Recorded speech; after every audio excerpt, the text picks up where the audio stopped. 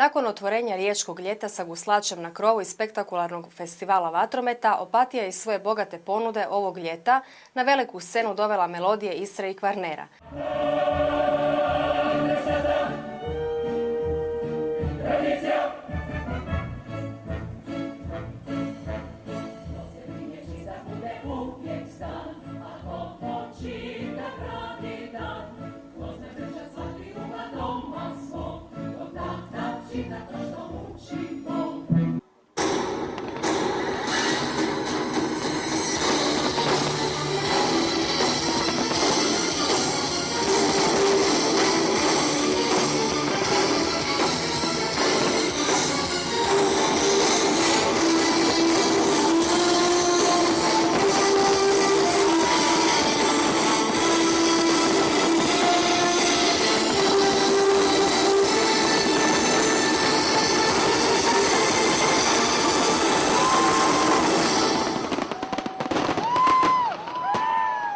Jedini putujući festival Melodije Istre i Kvarnera ove godine započeo je svoju turneju na Opatijskoj ljetnoj pozornici.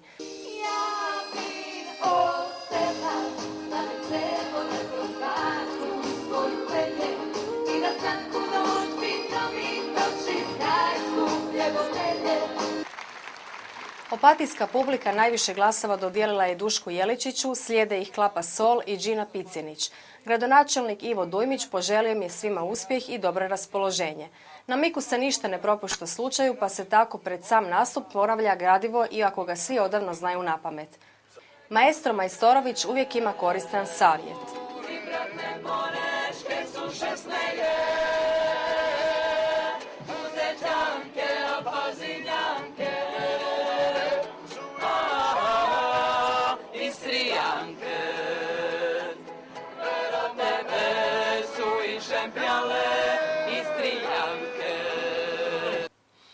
Opatijsko ljeto prepuno događaja nastavlja se mjuziklima, koncertima, festivalima.